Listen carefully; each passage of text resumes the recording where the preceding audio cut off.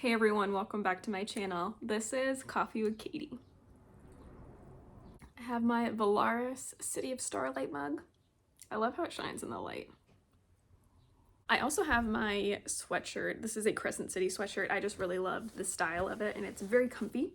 This is from Enchanted Oddities and she makes these really cool bookish merch. She's also done one for Avatar, like Pandora Avatar. So maybe not just bookish, but I love this. This is cute. It's just got the wolf on it. But why I really wanted this was the back. Let me show you. So it says, "Through love, all is possible." I just love it because it's a really big, intricate embroidery piece.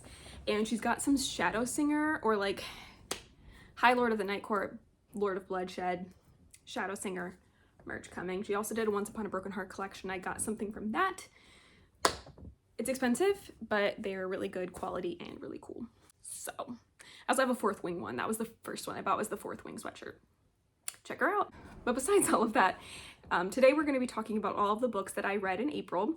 I will be honest, I did not read as many books in April as I was planning, nor necessarily the books I was planning on reading. And May is looking kind of chaotic as well. It's just been a pretty busy time for me. But let's go ahead and go through it. I did do a whole video on Manacled by Sinlin Yu, so we're not gonna touch on that too much in this video, but I did read that. And since then, my husband actually surprised me with a bound copy of this, which is really cool. And it even has some artwork in it, but this is really fun. I love having a bound copy of this so that I can put it on my shelf. But this is a fan fiction of a Draco and Hermione romance. And if you want to hear my thoughts on this, go check out the video that I dedicated to reading this for the first time. It was my first fan fiction, and it was really, really good. Surprisingly good. But if you don't want to support this kind of scenario, the author is actually coming out with her own work in the publishing industry. It's based off of this story, so I think it'll be really, really good. And you can check that out as well. But I give this 5 stars. The next book that I was able to read in April was Sunbringer by Hannah Kaner. This is book 2 in the Fallen Gods? Yeah, the Fallen Gods series. And to be honest, this was not my favorite. I loved Godkiller. It was a 5-star read. This one, honestly, at the time I was like, is it just me? Am I just having a moment? Am I just not vibing with this? Is it my mood that's affecting me reading this? I didn't know what it was, but I just didn't like this one as much. Maybe it's more of like the middle book syndrome situation, but I kind of think it was me, thought it was me. And then my husband started reading this because he was really excited to continue the story as well. And he kind of told me, yeah, like, I don't think it was you. I think this book is kind of slow and it moves kind of in a weird pacing and it is kind of middle book syndrome-y. And I was like, well, thank goodness, because I thought it was just me. And it could just be us, but he kind of was getting the same vibes that I was getting. We didn't like this one as much. It was torn between a lot of different perspectives and seemed to go in a lot of different directions. And yet it felt like there wasn't much traction that was gained in the story. And it kind of felt a little bit meandering and a little bit like nothing was being accomplished. So middle book syndrome, that sounds like that's what that is to me. I will say that I was not really in the mood for this when I picked it up. So I do think it was a combination of things that caused my enjoyment to be less than the first one. But there was a lot of moving pieces and setup for the third book, so hopefully it kind of all ties in together for the third book. I do look forward to continuing the story, to get back to what I really loved about the first one. And I think it's, you know, picking up to a war situation and probably a lot of drama and things with the gods, but this was just okay. Not my favorite. Not the worst. I gave it 3.5 stars. The next one that I was able to read was Braveheart by Emma Hamm. This is the bookish box edition. That's why you don't recognize this at all. But this is the 3rd book in the Dragon of Umbra series. I was planning on finishing this whole series in April actually, and that didn't happen. But I did really, really love being back in this world. This one felt a little bit weird. It felt almost as if it's the end of a trilogy, but it's 5 books. So obviously it's not. So it did have a little bit of a weird, not pacing, but I guess like there's a big part of the story that is resolved. And then there's 2 more books and you're just like, so what are the 2 more books about? you know? So it's kind of hard to wrap your head around it and where the story was going. It was sad, it was happy, there were things that happened in this book that you've been waiting for in the other books, and I'm curious to see how the story progresses. There was a couple of moments where I was like having that, why are main characters making such stupid choices? When it's like, you're gonna get betrayed, you're gonna get taken advantage of, but they do it anyway because they feel like they have no choice. Those situations really frustrate me because it's like, you know this is gonna end poorly. C'est la vie. I am curious to see how the story is going to go. I love the dragons, so that's a really fun time for me. I did start book 4, but I haven't finished it. I haven't picked it up in a bit because we're in May now. But it was good. I gave it 3.5 stars. Look forward to continuing the series. The next book that I read was part of the Buzzword Book Challenge, and it was words to do with the earth, so like sea, ocean, anything like that. And I read Tress of the Emerald Sea by Brandon Sanderson, and this was my second book by Brandon Sanderson, and I really, really enjoyed this one. I feel like this is more my speed than some of the others, potentially. I enjoyed this. It is inspired by The Princess Bride. I love the Princess Bride inspiration and the unique world that this is in. There is kind of some odd things in this. So in it, it says Tress in the Emerald Sea, but the seas are spores, which I did not care for, to be honest. I loved the way he did it, and I loved like the danger it brought and the different elements to that, but I don't know, I didn't like that we were on spores. It kind of grossed me out. But like I said, the magic in this world and the way it was used was really, really interesting. The way the story went, I wasn't exactly expecting. There was a point that I wondered where the story was going, and it seemed we were on one phase for a really long time, and then the book is like supposed to end, and I'm like, how is this going to resolve? We haven't moved to the next phase, you know what I mean? But it does end up making sense. I thought it would go a little differently, to be honest. I thought the story was going to go in a different direction, and I can't tell if I wish it had or not.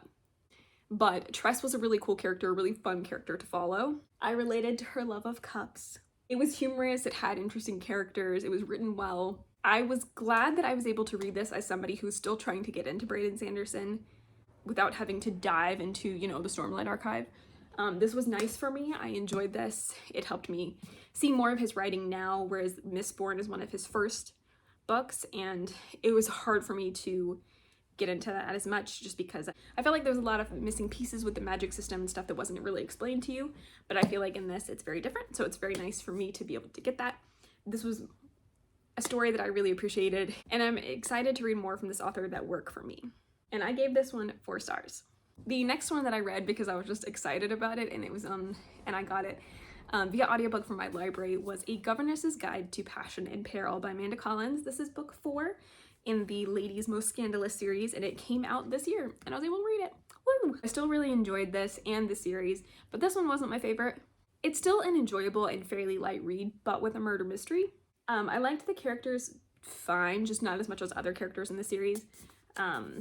It's about a woman who kind of falls from grace when her father is deemed to have killed himself, and that is like frowned upon in society, so she kind of drops in her importance and she becomes a governess to kind of, there's a family that's letting her live with them, and she becomes a governess to kind of pay them back. So it really, you know, de-elevates her position in society.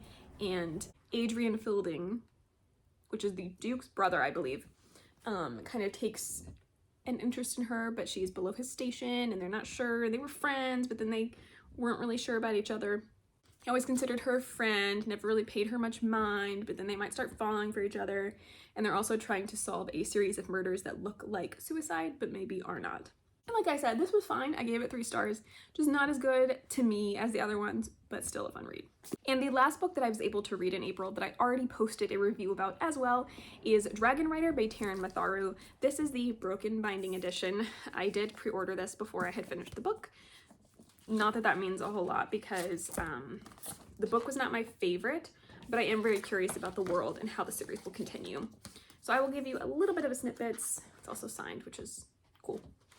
So I will give you some snippets of this, but the whole review, like I said, is on my channel already, so I'm not going to get into it super in depth, but you're following a character who is an orphan turned kind of slave, but when he turns 18, he could be free and kind of live his own life. But he's one of the heirs of a land that this empire, the Sabine Empire, kind of defeated in war, so they've kind of taken control of that. He is one of those people, so he's one of the heirs to being like the king, the leader of that people.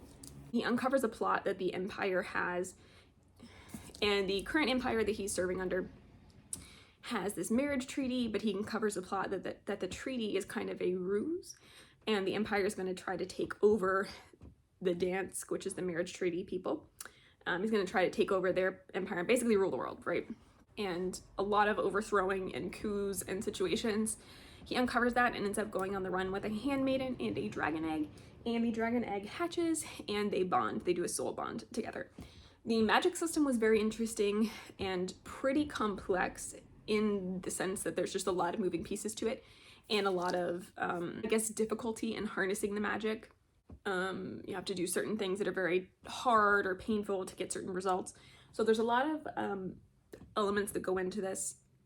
The book itself was kind of slow, kind of sad, more journeying and character focused than plot focused, which is not my favorite, but that's some people's thing, so can't knock it. I ended up giving it 3 stars. I will continue the series. I'm curious to see where it's gonna go, but this first book wasn't 100% what I was looking for, but the dragons were cool and the other animals and magical creatures in this world were really interesting. So if you want to hear more thoughts on this, look up the individual review, but that's what I thought. Well, those are all of the books that I was able to read in April. Not a ton, not a menial amount. It's kind of my average, but I was planning on reading different books and a lot more books, and same for May, so we'll see how this couple of months go. I honestly think Manacled kind of wrecked me. It put me in a big book hangover and reading slump almost, and nothing sounded good. So simultaneously good and horrible for me. But I'm looking forward to continuing to read stuff and finding more fun and enjoyable reads. But as for now, that is it for today's video. Please like this video if you liked it, subscribe if you want to, and I will see you next time. Stay safe and caffeinated. Bye.